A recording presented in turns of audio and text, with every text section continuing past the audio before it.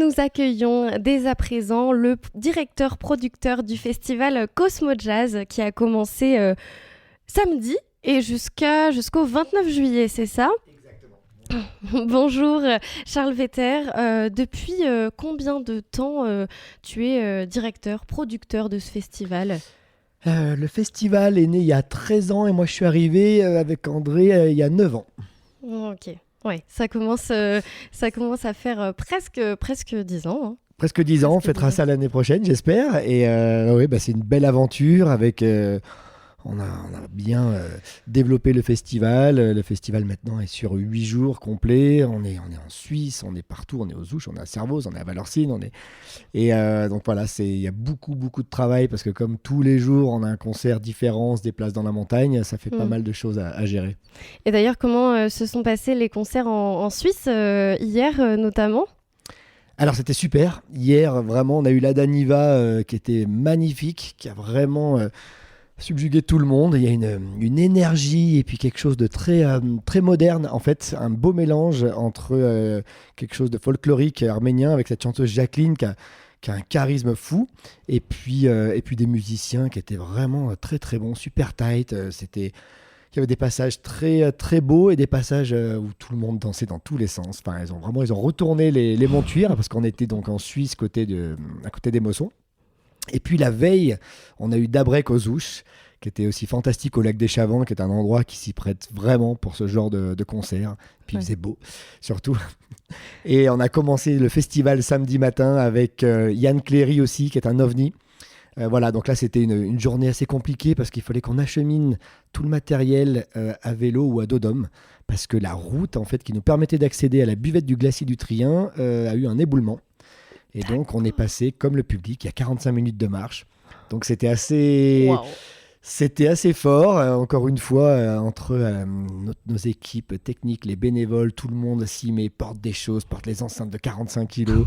L'artiste, Yann Cléry, était en vélo, on était en VTT. Il avait son sac dans le dos et on faisait 20 minutes de VTT pour pouvoir accéder au site. Donc, c'était assez génial, en fait. C'est une aventure. C'est une vraie aventure, en fait, de produire un concert comme ça. Ça doit souder énormément l'équipe d'avoir un début comme ça avec une galère aussi énorme. C'est ça. Quand c'est le premier jour du festival, on se dit, bon, et ben voilà, ça donne un peu le ton. Mais exactement, ça soude l'équipe. Et puis, ça s'est tellement bien passé. Et puis, quand on est bien accueilli, que les artistes aussi sont chaleureux, c'est ça qui est fort, c'est qu'on le fait parce que c'est une aventure commune. Est-ce que tu peux nous rappeler le principe du Cosmo Jazz avec ces 3 types de lieux ? Oui, alors c'est vrai que la genèse, on va dire, du festival, André, c'était de voir ces montagnes magnifiques qu'il adore et se dire, mais ce serait magnifique, absolument génial de faire des concerts là-haut, donc de produire des concerts en altitude et qui s'intègrent. Donc avec un peu de randonnée, on se pose. Donc il y avait des concerts à l'époque, du moins on avait des concerts acoustiques. Donc c'est vrai que le festival, c'est d'abord des concerts en journée, qu'on lui en montagne. Puis le soir, on a développé des concerts dans le Parc Coutet qui permettent d'amener une programmation aussi un peu plus forte, moins contemplative. Hein, on a envie de danser. Et puis la troisième partie, c'est les afters. On a 4 soirs à la Maison des Artistes qui permettent de continuer après le Parc Coutet. Et puis on a tout le festival off qu'on a relancé cette année. On avait été obligé un peu de le mettre en pause suite au Covid, avec toutes les contraintes pour tous les bars et les établissements. C'était compliqué. Et là, cette année, on le relance avec beaucoup d'établissements. Donc, il y a de la musique du coup de midi jusqu'à 2h du matin. Incroyable. C'est fou de pouvoir faire un festival, on va dire, en on et un en off. Comment tu fais pour trouver autant d'artistes disponibles à cette période ? Est-ce que tu es toujours épaulé par André Manoukian, par exemple ? Bien sûr, André est toujours le président du festival, donc on fait la programmation ensemble pour le in.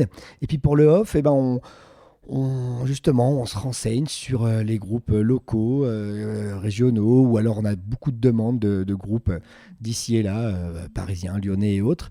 Et en fait, on fait une sélection qui correspond un peu à l'image du festival et surtout une sélection qui soit assez large pour pouvoir proposer des groupes abordables avec de la technique simple, parce que le but du off, c'est juste de proposer quelque chose à un établissement, mais qui n'est pas toute une logistique énorme d'amener une batterie, un système son et autres. Donc en fait, ils doivent s'autogérer. Donc le but, c'est de trouver des groupes qui soient qualitatifs et qui s'autogèrent, tout simplement. Alors moi je connais pas du tout le Cosmo Jazz, j'ai pas encore eu l'occasion d'assister à des concerts. Est-ce que vu le nom, vous vous concentrez que sur du jazz pour faire la programmation ou alors ça s'étend un petit peu partout? Alors ça s'étend vraiment parce que avec André, pour nous, le mot jazz, il veut dire tellement de choses. Il est Hmm. très très large et il est surtout pas, hélas, justement, ce qui a pêché pour le jazz ces 20 dernières années, c'est surtout pas juste du bebop ou une musique d'ascenseur. Non, le jazz, c'est Thundercat, le jazz, c'est Anderson .Paak, c'est le hip-hop. Le jazz, enfin, c'est tellement large. Donc nous, on est surtout un festival qui englobe tout ça. On va dire qu'on est plus world que jazz.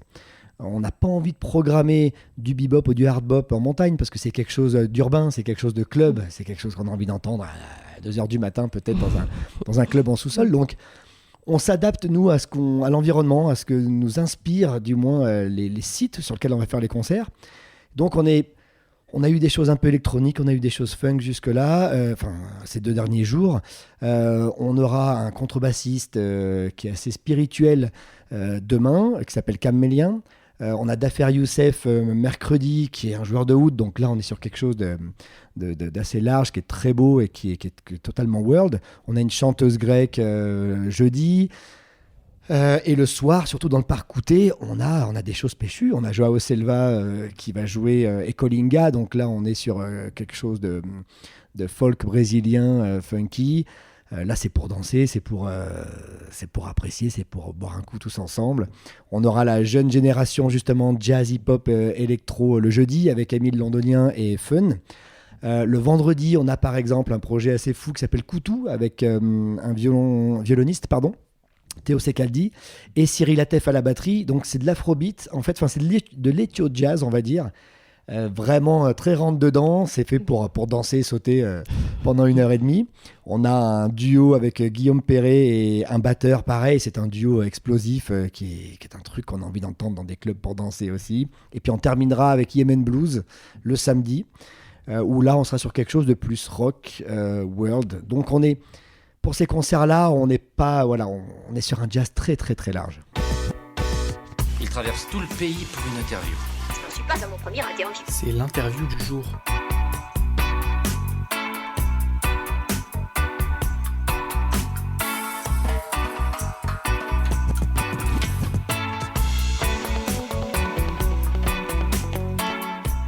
Vous êtes en direct de la radio des ours 90.5 FM à Chamonix et puis 90.7 FM en temps normal à Valorcine. Mais bon, aujourd'hui, on a un peu souffert des orages. Ça reviendra dès que possible et nous sommes en pleine interview avec Charles Vetter, directeur-producteur du Cosmo Jazz. Rebonjour. Rebonjour. Tout se passe bien, le brunch se fait tranquillement. Oui, très bien, merci.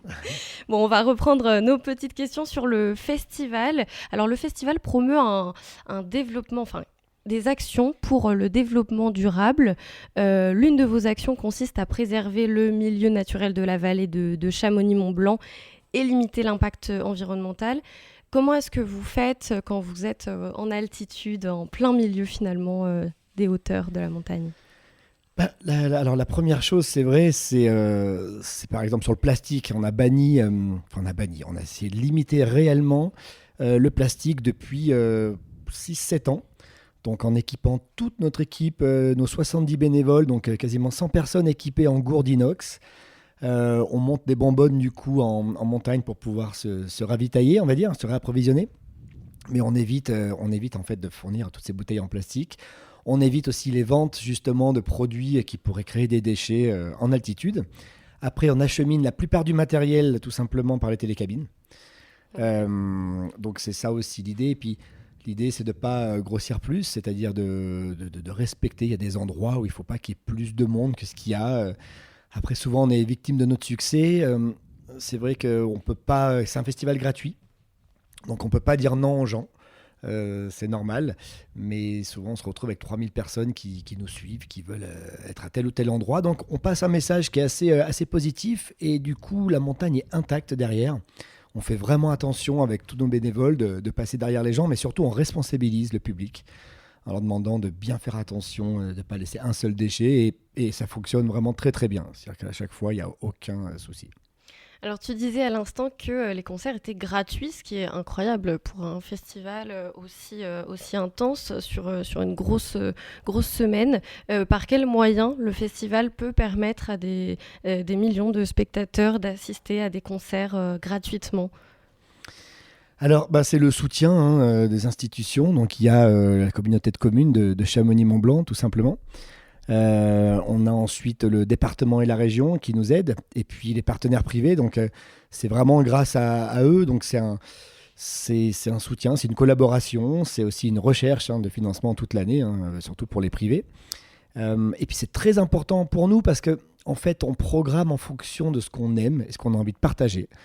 Donc, et pas en fonction de la rentabilité où on se retrouverait avec une programmation qui serait identique à beaucoup de festivals. Donc, ça, c'est moi, en tant que musicien et producteur aussi, et André, pareil, ça nous tient vraiment à cœur. Nous, le but, c'est de partager ce qu'on aime et ce qu'on a envie de faire découvrir.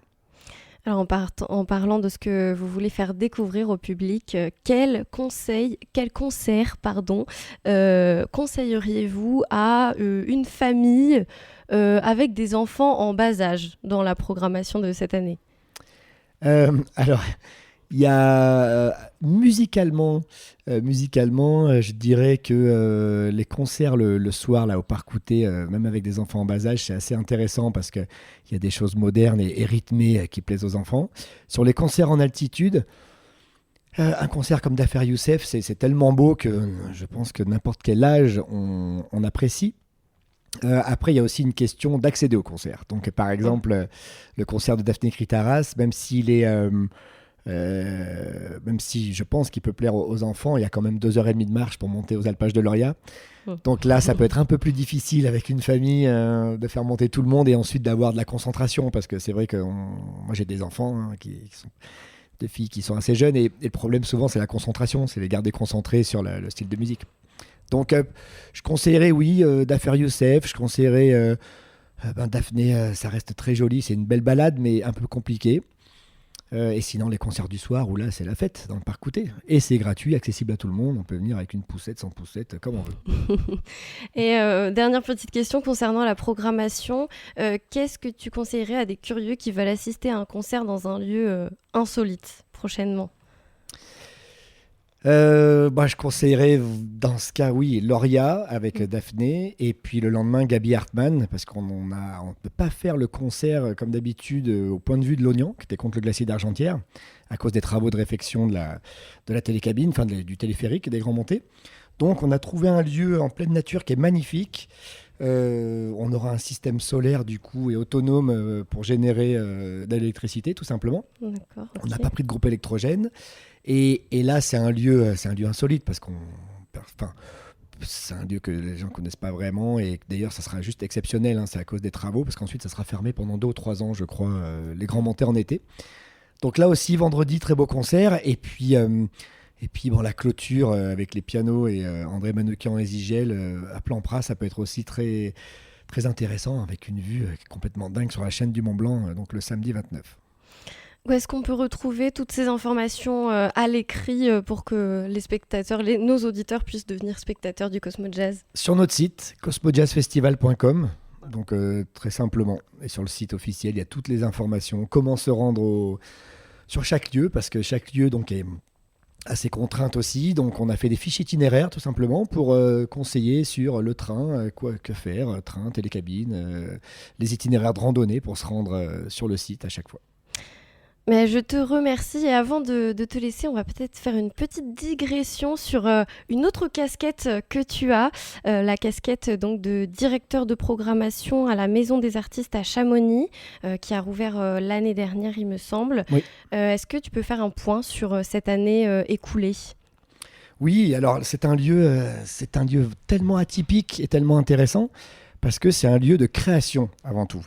C'est un studio d'enregistrement qui est disponible pour tout le monde, qui peut être, on peut booker à l'heure ou à la journée ou à la semaine. Donc c'est un lieu qui permet des résidences. Il y a 5 chambres.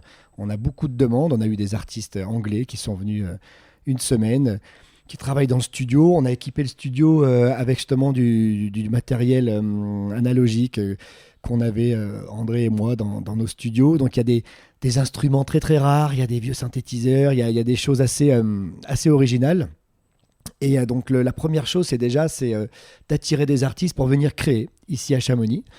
La maison est très inspirante, le lieu de Chamonix bien sûr, et tout ce qui est autour est très inspirant. Et puis donc la partie bar et bar, club, concert, c'est un challenge aussi de relancer ça ici à Chamonix. Donc on s'est éloigné de la partie jazz parce que le but de la maison, c'est pas d'être cloisonné dans un genre, mais c'est d'être complètement ouvert. Le but, c'est que ça redevienne un lieu de vie. Donc, dans la programmation et dans ce qui va arriver, on va avoir par exemple du stand-up comédie.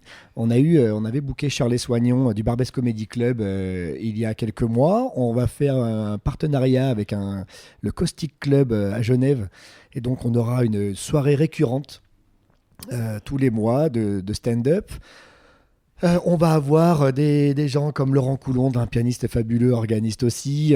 On est en train de voir avec Sly Johnson pour un concert du coup à la rentrée. Sly qui devait venir en juin, mais on est obligé de repousser. Donc on prépare une saison, on va dire, automnale très intéressante. La programmation de l'été, elle est différente parce que l'été, on n'est pas sur la même cible, on va dire, de public. L'été, on est sur un public qui passe découvrir ce lieu. Et puis on sait que l'été, on a envie de rester dehors. Enfin, ceux qui connaissent les Chamoniards et qui connaissent la maison, on préfère rester souvent en terrasse et profiter du beau temps quand il y en a, pas comme aujourd'hui. Donc la programmation de l'été, elle est différente. On sera sur des choses, on a Marcel Duhaut, on a Jeannette Berger, on sera sur des choses qui seront plus aussi sur l'aspect, on va dire l'aspect apéritif, que sur le concert fermé. Qui est moins attirant, on va dire, dans un lieu comme ça en plein été. Donc on annoncera un peu le programme de tout l'automne au mois d'août. Ok, donc ce sera rendez-vous sur lamaisondesartistes.fr. Oui, c'est maisondesartistes-chamonix.com. Ah, d'accord. Voilà, Okay. il ne faut pas hésiter à taper Maison des Artistes Chamonix, parce qu'autrement, la Maison des Artistes, c'est un organisme qui gère les graphistes en France. Donc ah, d'accord, donc rien à voir. Voilà.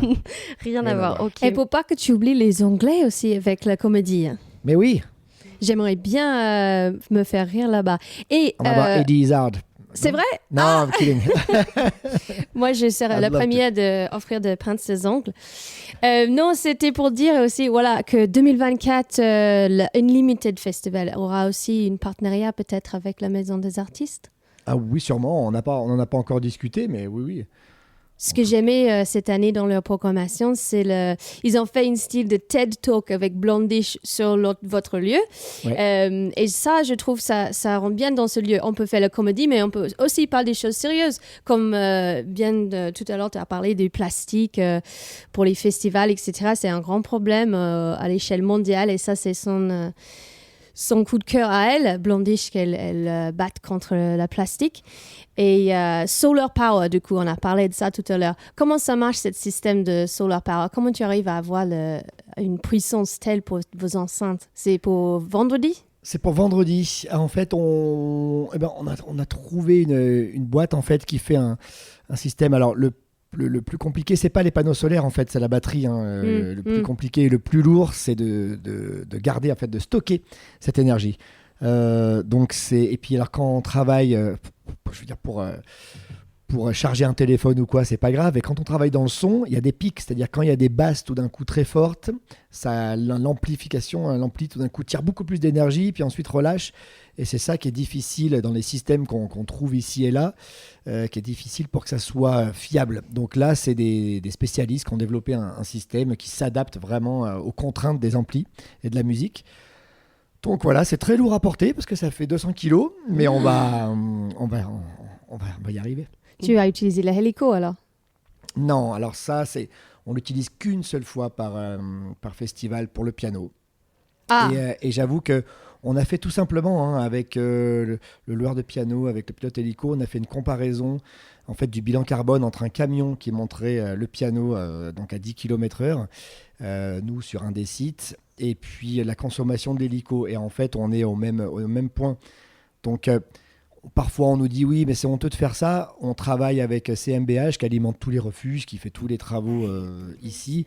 Et nous, souvent, le piano, il le prend quand, de toutes les façons, il décolle pour aller alimenter un refuge ou pour récupérer, du moins, un package d'un refuge. Donc il ne fait pas un décollage de plus. Il en profite. Nous, il pose le piano, il continue, il prend les déchets du refuge et il redescend. Donc, en fait, on fait partie de son cycle de tournée. Souvent. Donc, c'est le seul point. Parce qu'après, on essaie de compenser au maximum. On est en véhicule électrique ou hybride. On essaye pour tous les artistes, on leur demande de venir au plus près de Chamonix, à Saint-Gervais au moins en train. On essaye d'être au plus sain pour ça. Tout le monde sait que les téléphériques, c'est le meilleur au monde pour qu'est-ce que tu as dit, l'impact carbone. Là, oui. On aimerait bien quelques-uns de plus peut-être à Cham. Une qui départ depuis la maison des artistes alors. Oui. Jusqu'à Brévent ou on verra. Solar Power, du coup, j'ai organisé un dernier titre pour cette interview. Solar Power, de Lorde, artiste venant de Nouvelle-Zélande. Tout le monde connaît maintenant. Peut-être un jour, elle sera à Chamonix aussi. Peut-être.